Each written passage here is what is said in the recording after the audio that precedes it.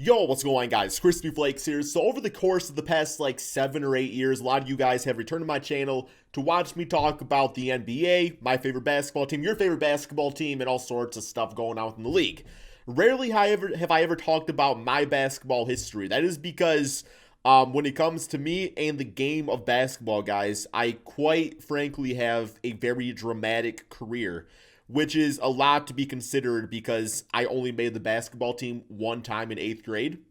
But, I play in other leagues and stuff like that, man. But that 1 year of basketball, that literally could be like a damn 10-part video. If you guys want parts of me talking about different points in my basketball life, drop a like on this video, man, so I know you guys want to see that type of content. For today's video is something that I bring up in, live streams and stuff like that every now and then, was the one time that I got ejected from a basketball game, like an actual put together, actual school team's basketball game. It was the last game of the season, and besides for my poor basketball skills and some of the other events leading up to that, is probably one of the main reasons I did not make it in high school, man. At least that's what I tell myself. It probably also had something to do with me being 5'5" and super skinny at the time. Although I had the cheese puff belly going, man, that's because I ate a lot of cheese puffs back in the day. And, yeah. The high school tryout, that's a video for another day, though, man. That is, because I swear I should have made it that year, man. Oh, okay, I'm not going to talk about that, though. Stay focused. We're focusing on when I got ejected. Ironically, it's also the game where I scored my first basket, in which I followed up about 10 seconds later getting ejected from the game. I was pretty excited, man. Okay, I made my first basket, okay? And my only basket. But alrighty, so I made the basketball team in 8th grade. I always kind of think was it 9th grade, but I was like, there's no way I made it in high school. There's no way, because there were some really good kids on my team, and I feel like, if those kids would have made it in 9th grade, then some of them probably would have made it onto varsity. But no, I made the team in 8th grade, and I don't really wear it with a badge of pride, or badge of honor, whatever the saying is, because we did have two basketball teams. Okay, so I went to a school known as Western High School, guys. It's in Michigan. It's the same high school. It's out in Auburn, Michigan. Some of you guys might know it as if you're watching this video. It's the same school that Matt Costello went to. He was a center for the Michigan State Wolverines, which I think made it to the Final Four. I don't think they won a championship with him. They might have. Then he ended up going and getting, he went undrafted, but he did play a little bit for the San Antonio Spurs. And I know he played for the Austin Spurs, which is their G League team, and they ended up, winning the G League championship or whatever it was, and I think he's playing overseas now. But yeah, same high school, not the same year. He actually graduated, I believe, a year or two after me. It had to have been 2 years after because, no, because he was there in high school. I don't remember, man. I never talked to him, right? But regardless, okay, so it had to have been 8th grade. There was no way it was high school. So 8th grade, I made the basketball team. Had the season and everything like that. A lot of stories to go with that, but that's for another day. And we were playing our final game of the season against Handy, which was our rival, I guess, right? I mean, I don't really get big into rivals just because, I don't know, I always thought that rivals were kind of weird. Because I do get okay, if you go to the school or whatever, I can get the rival, which I guess I went to the school, but at the same time, I didn't have any beef or any issues with anybody at that school. It's now today. It's with the Detroit Pistons. I don't really see us as having a rival anymore with the Chicago Bulls because that was more bad boy versus Jordan, as opposed where it's nobody really cares about Blake Griffin versus Wendell Carter. There ain't no beef there, so I don't really consider it a rival anymore. But then again, I see Michigan and Ohio State. I'm well, that's a rival. But I think it goes deeper than just the sport itself. An NBA rival, unless there's big time beef going on. I mean, for Celtics and Lakers, that will always be a rival because it's deeper than the sport itself, right? But I don't know. So we were in that final game. Our team was not good, if I remember correctly. I don't think we won many games. But what happened was we had to have been getting blown out, man. I'm pretty sure it was the fourth quarter. It was the fourth quarter. I didn't sniff the court until to the point where I think we were probably down 20. We were either down 20 or up 20. I'm going to say it was probably down 20, though. And, yeah, man, coach put me in the game. I was not point guard. I think I was technically, if I remember, because I remember the play call now. Because I replayed in my head. I remember the play call because, okay, I was listed as probably the small forward. I mean, I was small. You know, it seems like everything I did was backwards thinking, but I was a small forward, not a small backwards guy. I promise you that. Okay, so I was a small forward, and I remember the play went like this, okay? So you had the two guys in the paint on like the baseline, guard on top of the key, wing side, you know, you got shooting guard, small forward, I was on the right side, and basically the play was for, I guess, to like pass it to the left, and I was supposed to cut to the basket.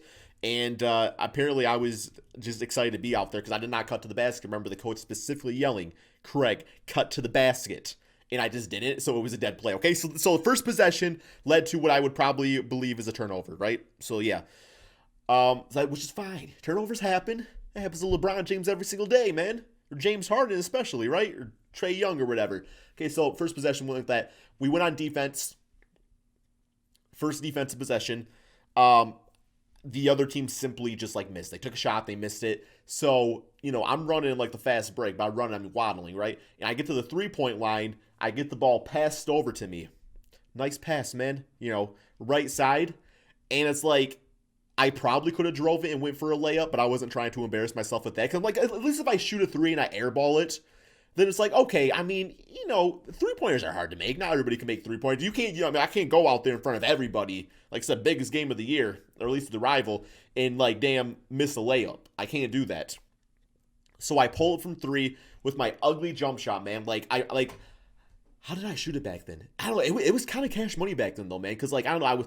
I think the issue is that as I've gotten older and I've gotten like bigger, my jump shot is still like that middle school jump shot where it's like, okay, Crispy, like you have a little upper body strength now. You can probably shoot over your head or whatever. But I still kind of have like that same comfortable form. So I kind of heaved it up there.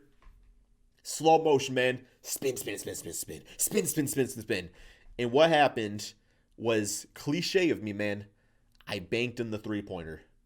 And I remember the bench was going crazy.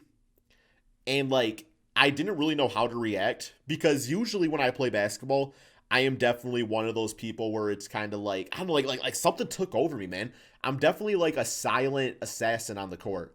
Like I don't want you to see the emotion within me, man. I'm like damn Dexter out there or something, you know what I'm saying? From the show Dexter. So yeah, no emotion. So for me, when I make a shot, usually it's just like, okay, this is cool. I did this.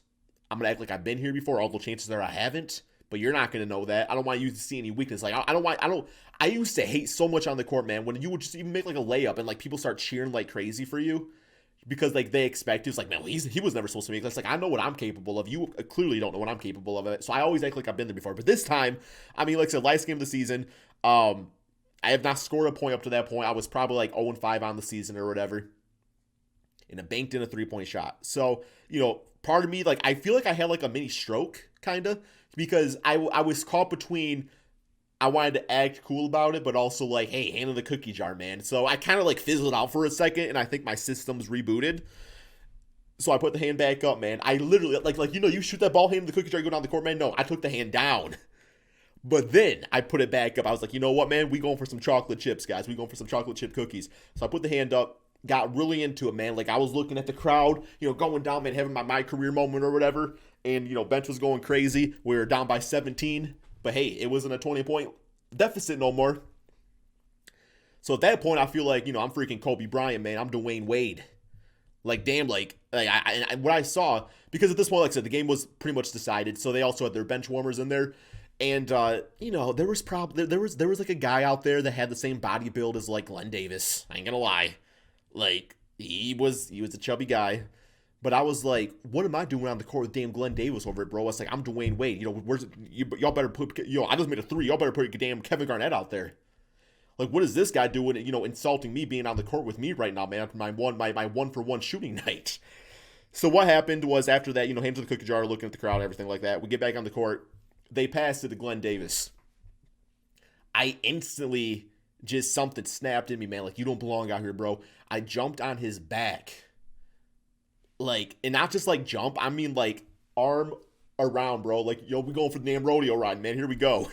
And in my defensive strategy was to just punch him in the kidney as hard as I can. But I was like, yo, I'm gonna get, you know, I'm Dwayne Wade. I'm gonna get that. You know, I'm not gonna get called for a foul, right? So I think by punching him in the kidney, I thought the ball was going to come loose. I think I was actually going for the ball, but like I said, he had the big baby build. So, he had that ball wrapped up. It's like you just kind of swinging, trying to pick it loose.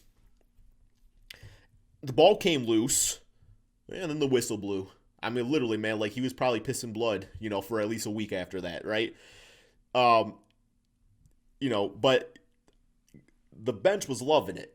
Like they were like, "Yeah, go Craig, man, yeah, that's what I'm talking about. That's what we like to see out there." They were loving it, and the coach was just like, I think it was that moment where the coach was like, "Okay, well, this kid can't really handle himself on the court, man. We can't, we can't have him on the team next year." But also, I think the fact that it was my first 3 of the season anyway, so I think it was pretty much decided next year. I'm gonna tell you guys another story, man.